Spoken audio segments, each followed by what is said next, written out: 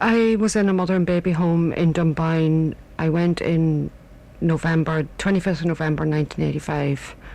I got pregnant at the age of 16, and I suppose it was through the priests and teachers that this home was found, and I was sent to a mother and baby home. I was there from November. I had my baby daughter on the 21st of February 1986, and I left the mother and baby home at the end of February. Come back to Monaghan. And your parents were actually aware that you were in this mother and baby home? Oh yes, yeah. What was the reaction by your parents when they found out you were pregnant?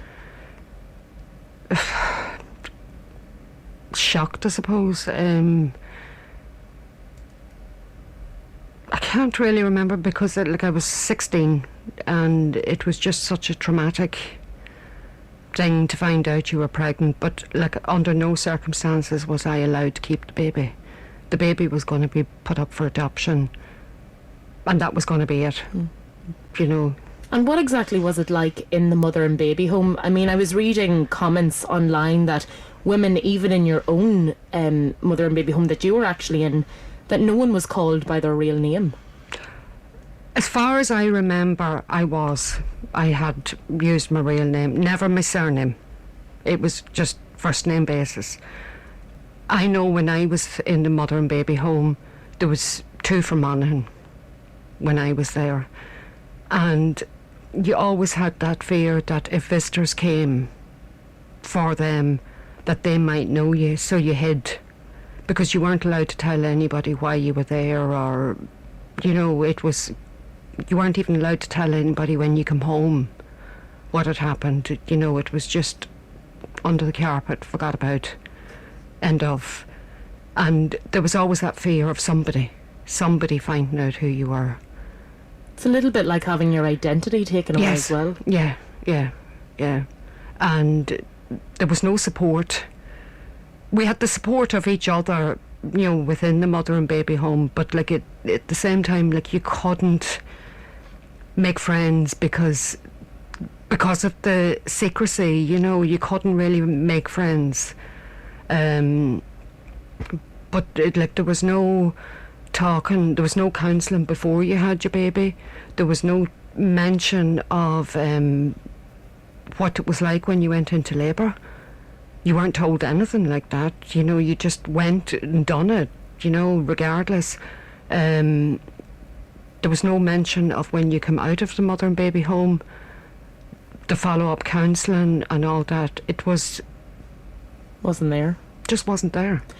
You actually gave birth to a little baby girl when you were in Dunboyne, and you were forced to give her up for adoption.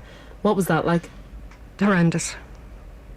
Well, my daughter was born on the 21st of February.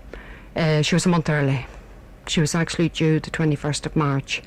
Now, I went to Hollis Street that night, and they told me I wasn't in labour.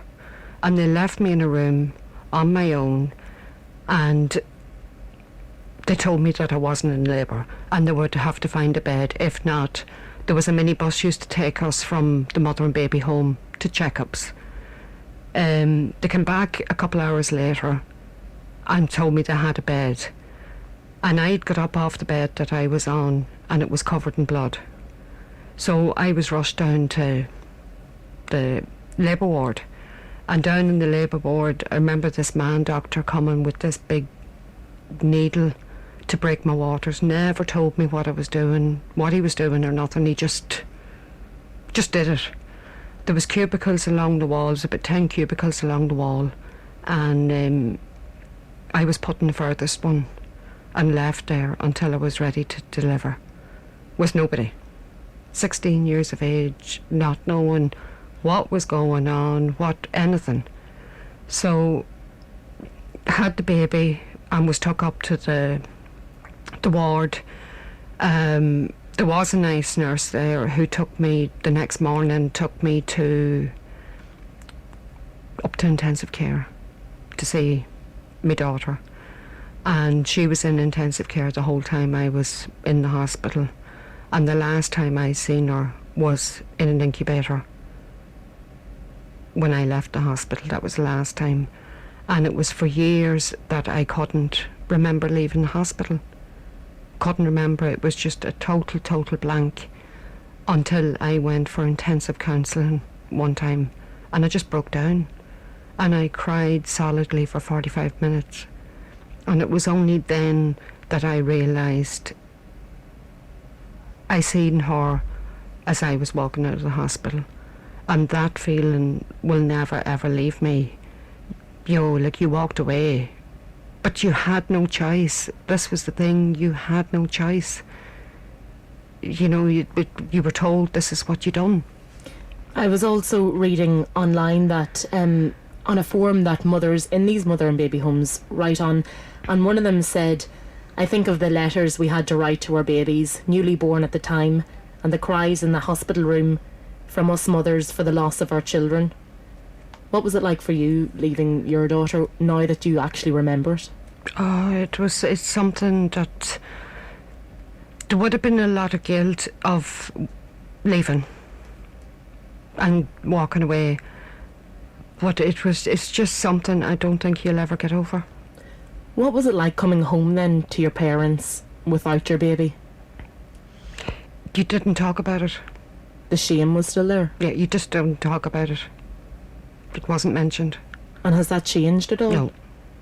It hasn't changed? It hasn't changed. Have you been back to Ardwara in Dunboyne? I actually did go back. I went back, I suppose it's maybe 3 years ago. And it's now a hotel, which is kind of weird. But I went back with, there was 4 of us all together who had been in Dunboyne. Now, they weren't there in my time, but we kind of met up and we stayed overnight.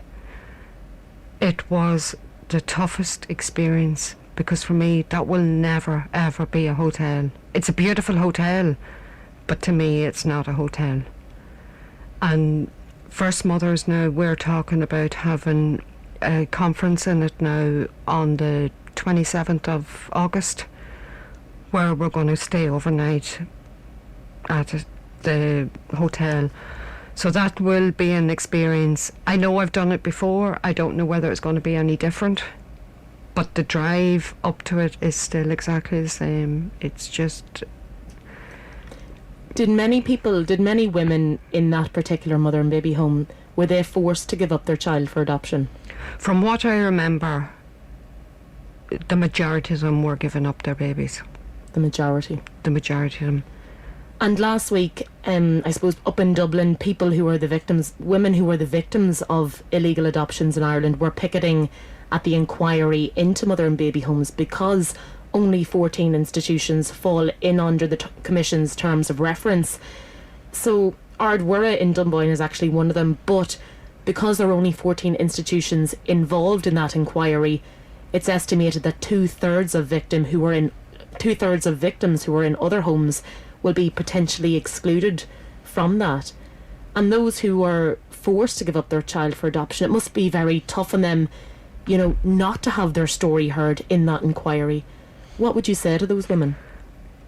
For me now, I would think it's like punishing them women again. Having a baby in the mother and baby home is like a crime. It's like, it's a crime that you've committed. They're still being punished. Them two-thirds of women are still being punished for their stories not being told or being excluded from this. Them women have suffered depression all their life from giving up their baby. Might be taking drink or whatever. It's just so difficult to live your day-to-day life. And I would say to them women, just keep fighting. Just keep fighting, because at the end of the day, you have to fight for your right to be heard.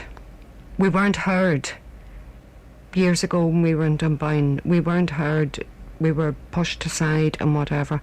Now's our time to stand up and say, we want to be heard. We were done wrong. We need to be heard for what we done. And I think, that every woman that went through something like that needs to stand up and be counted and say, yeah. But the fact that so many women aren't now going to be heard, I Yeah. mean, it doesn't make it any easier on women who were the victims and who had to give their child up for adoption and have subsequently moved on with their life, had families, but have never told a soul. Yeah. And there are women out there Yeah. who have that secret still in them. Yeah. And that, that was the reason I came on and done an interview on the 25th of November last year. I want to get a group set up that you can give support to these women and let them know that, you know, there is a listening ear, there is support out there, there is somebody that they can talk to. They are not on their own as much as they feel they're on their own. I know years ago I thought I was the only one in Monaghan Town this ever happened to, or in the whole of Ireland. That is not the case. You know, like, there is support out there. There is, you know, at the end of a phone call, I'll talk to anybody that wants to discuss it in confidence. Like, whatever is said to me is totally confident. And I think there needs to be more support out there for them women, and there needs to be more counselling offered to them women. And I think every woman, regardless of whether their mother and baby home has been named or not, I think every woman should be entitled to free counselling because of this, regardless of whether their mother and baby home has been mentioned or not. If we look at this inquiry into illegal adoption in mother and baby homes, what would you like to see come from this inquiry? First of all, I would like the state to admit that they've done wrong, then to give an apology for what they done wrong, and for the church to admit that what they done was wrong, and an apology.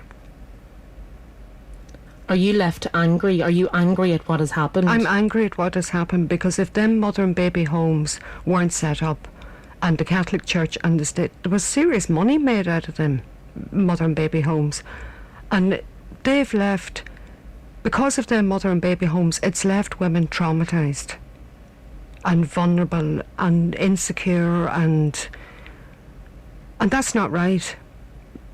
You wouldn't do it today, you know, like, it's just not right that women were treated like the way they were treated.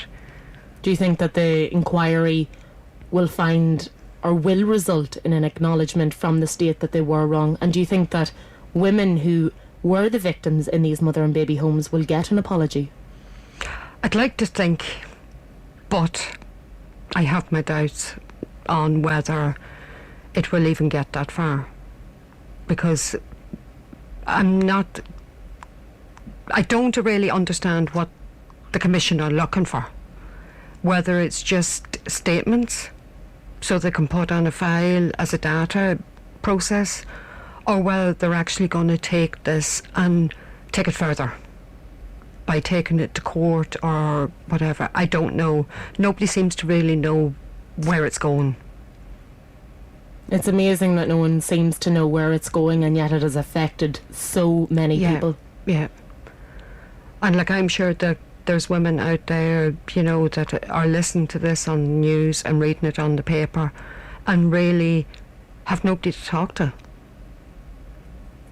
Their families don't know, their kids don't know, and they're being traumatised again for what happened years ago. And it's just like a vicious circle. It's just going round and round and round, and there needs to be a stop to that. There needs to be some solution, or some, I don't know whether compensation, I don't know whether it would ever come to that, you know, compensation for these women, but I would like to think that somebody out there has a heart, and, you know, in the government, that can see and show some empathy for these women and stand up. The Wider View on Northern Sound with Tessa Fleming.